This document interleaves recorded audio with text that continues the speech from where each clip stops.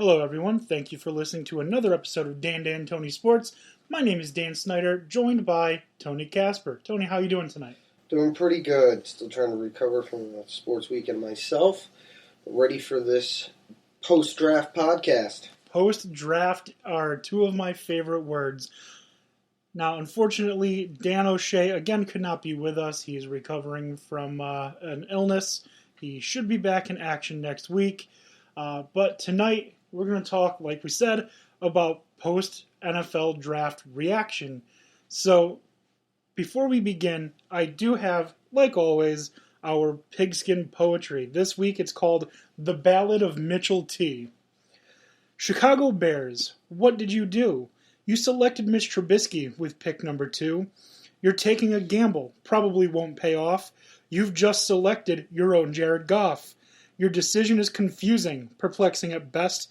You're making dumber decisions than I would have guessed. Solomon Thomas was perfect for you, but you did what we expect the Browns to do. When you go 4-12, you only have yourself to blame. You let go of Jay Cutler, but drafted more of the same. But in the end, he's the one you chose. Now don't be surprised if he really blows. The Ballad of Mitchell T. So that's going to be one of the very first things that we talk about. So we'll go right into it. Tony, what did you make of the NFL draft from the Browns selecting Myles Garrett, which most people think was the right decision, to the very next pick, Bears trading up to get Mitch Trubisky, to all the way back with Chad Kelly being drafted with the very last pick in the draft, Mr. Irrelevant. So what did you think of the draft as a whole?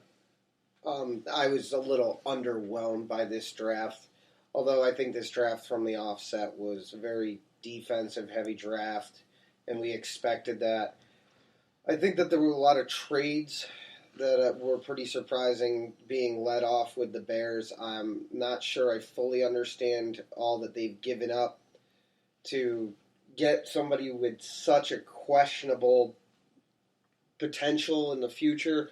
I mean, it's either going to be the solidifying factor for the Bears front office staff if Trubisky works out. If not, it's their death sentence.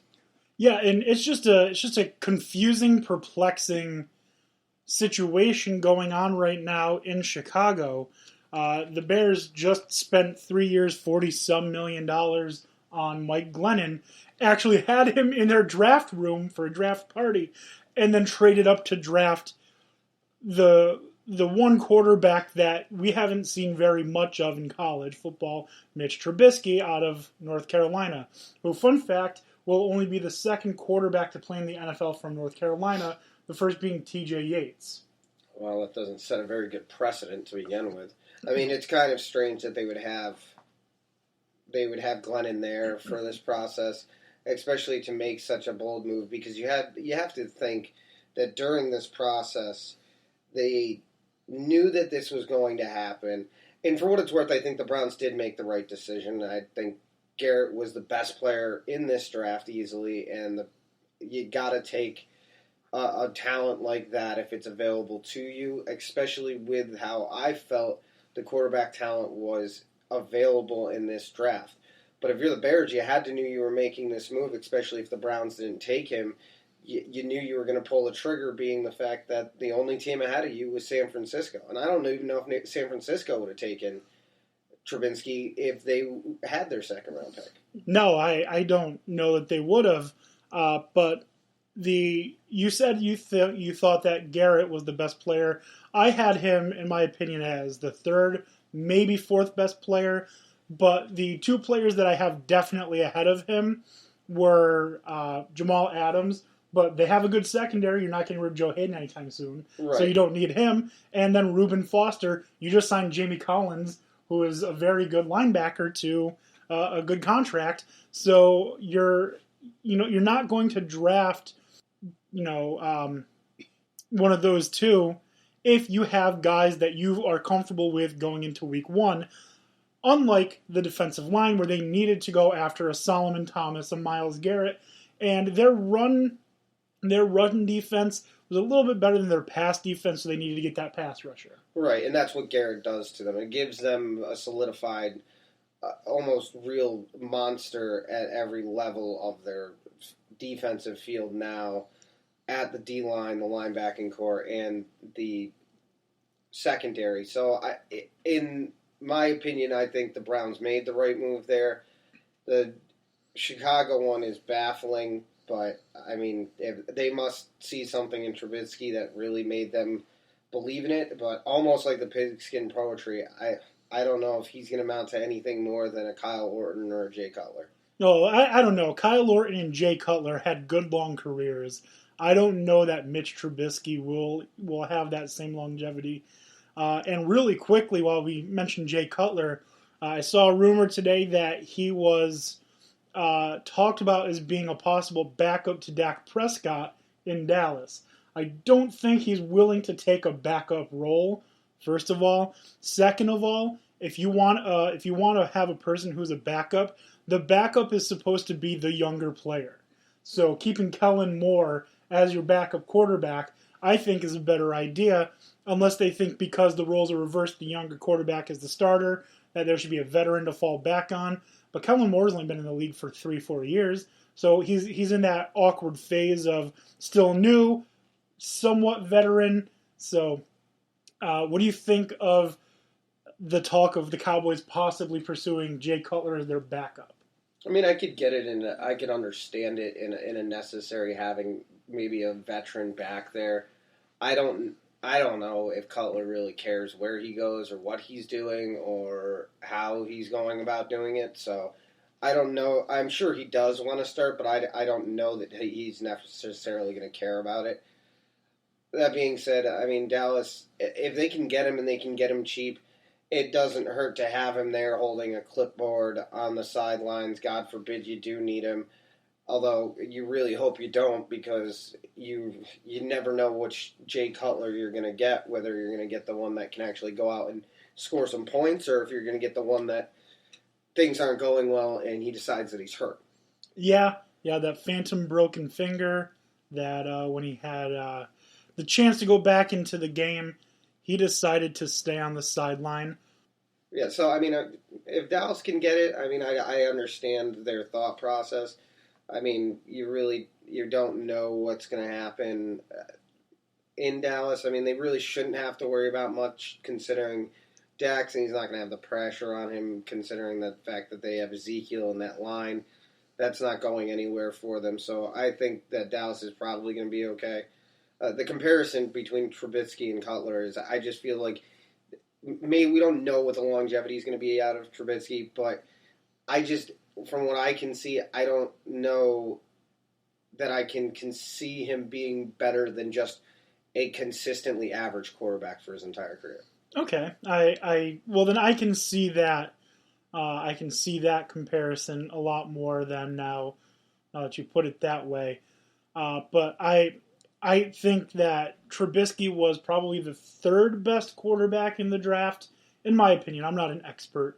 But the one that I had, in my opinion, as number one was the second quarterback taken. The Chiefs moved up to pick Pat Mahomes. Yes. Which I think was a great pickup. A lot of people don't like his footwork, don't like that he's got a lot of things that he needs to work on and learn.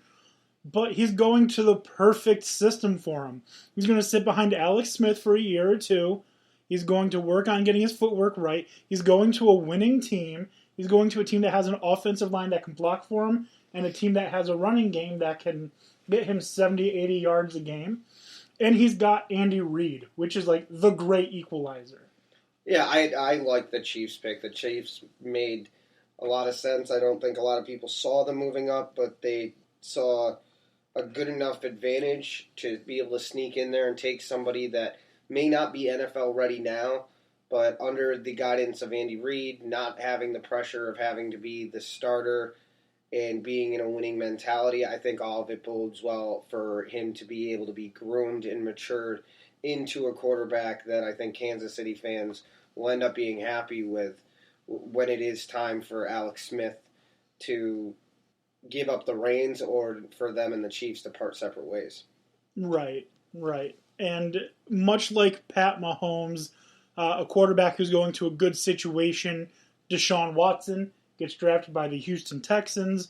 They have a good offensive line. They have a good running game. They're a playoff team. They've got Bill O'Brien. So he's going to a good situation too, where he will be able to sit behind Tom Savage for a year, or he might even be able to compete for a starting job, but not because they don't have any other options or anything like that, but because he might end up being the best quarterback on a good team. Well, it gives him the chance to compete, which that's the only thing that really makes his situation versus Alex Smith's different, in my opinion, is there may actually be an opportunity throughout the season to be able to compete for the starting role, but it's a better situation than Mitchell to be in because you're not being thrust into a role where you're most likely going to have to be the starter. I don't even know that Mitchell's going to start. I mean, because you didn't pay Glennon all that money to have him not play, but I feel like the situation is more ideal for both Watson and for Mahomes, given the structures they're going into, the talent that's around them, and just it seems like the culture of the franchise right now, because Chicago, from everything that I've seen, has been making moves in all the wrong directions, whereas the Texans play in a weaker division, but they still are consistently there at the end, and the Chiefs are in a tough division, but they're a playoff team too. So you can't say that they're not trying to make the right moves and moving in the right direction, whereas if I was a Chicago fan right now, I might be completely confused of what the game plan is going forward. Yeah, no, you're absolutely right. I was very perplexed when I was watching the draft and I saw that the Bears moved up to the second pick. I thought, oh, okay, they knew that the 49ers will also be looking at defense, so they want to get Solomon Thomas before the 49ers do. Okay, that makes sense.